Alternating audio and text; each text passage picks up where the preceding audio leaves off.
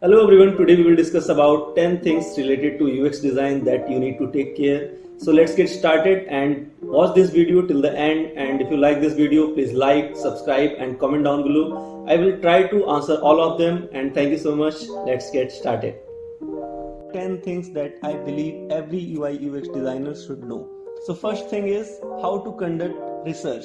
This part of the process is essential to everything you do. Well, what do you research on? You ask. Anything that pertains to the product you are building, you can learn about the industry, the technology that's going to run it all, and most importantly, learn about your user. This phase helps you make well-informed decision from the start, and it is okay to conduct some research midway building your product as well. The entire point of research is to make decisions based on facts and real-world experiences. I have often found myself going back to the notes I have made while researching to refer to the small issues I have been facing while wireframing. Something as simple as what label should this button have, how the user flow can match their users' real-world experiences are discovered in this phase. And always remember that research and learning is a continuous process. You will do some later, some now, and a lot in between that time as well. So here comes the second one, interacting with both users and clients. So here clients is the company stakeholders, you can say, and the users we are making a product for. So this can be smoothen out your process and avoid a lot of rework, saving you a ton of time exploring different ideas and approaches to problems. Try to build a good rapport with clients and the stakeholders and the users you are interviewing. A client won't be upfront about something that a friend of yours will tell you on your face. Honest feedback and understanding of timelines go a long way. So keep in this mind. So color theory. Color theory is very important to get a right branding, right UI UX. Most of all, there's a lot of room to learn color theory. So try out some articles, some blogs out there and try to learn about the color theory. This is the most important thing you should know as a UI UX designer. Fourth one is typography. Typography is something that I never bothered to understand in depth until very recently. You will realize how you can use type to your advantage to give another layer of aesthetic and professional edge to your design by simply understanding a few basic typography rules. Making words and sentences more legible is an important aspect of digital product design and any other graphic design of that matter. Before presenting anything to your stakeholders, remember that your client aren't designers, okay, and would love anything that looks good. Seeking feedback from other designers can help you see different perspective rather than working in silo, or you know that. It is also essential to know what is useful feedback. In some say you design, someone say your design sucks. The only thing you get out of it is slight depression and anger. But if you are told, I think this color would look better, and maybe don't distract your user with these other elements in the background, maybe reorganize the screen so the other pays attention to what actually is important. Now this really helps you, right? So this is how actually you give feedback and receive feedback. Understand that feedback is just another point of view and don't take it personally. Instead, accumulate feedback until you have somewhat clear idea of what you can improve in your design. Okay, so here comes the sixth one, and it's very important: design tools you use. I have always believed that design tools like Sketch, Figma and XD are just a medium to materialize your thoughts into a screen.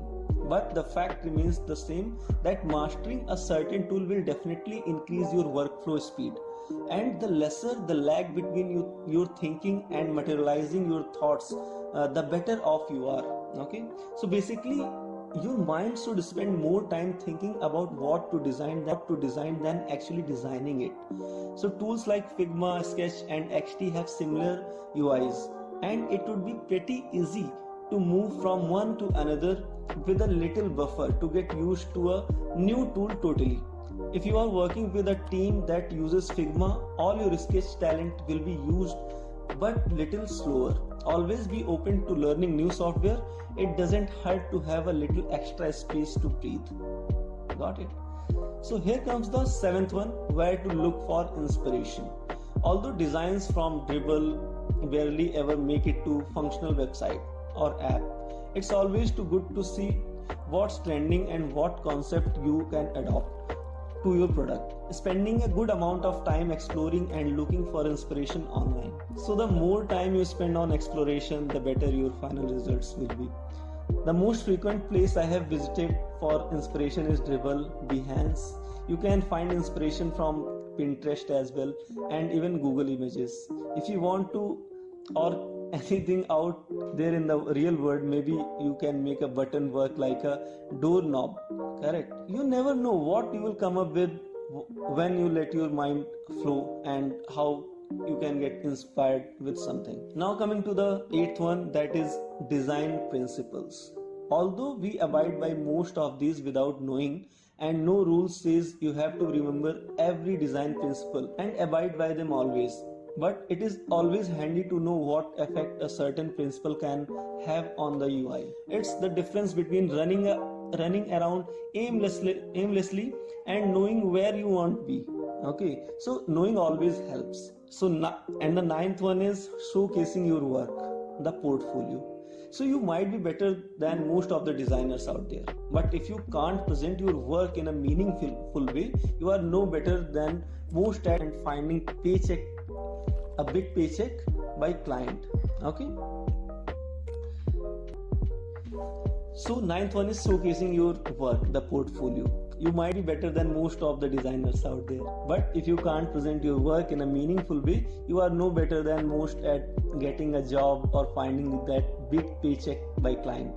So if you like anything like me, you are too lazy to document your work, and by the time you get to it, it seems too old and you are doing better work now, and then why bother documenting, right? Something I have recently adopted is documenting while working on a project. So the research and the approach documented can be used for future references.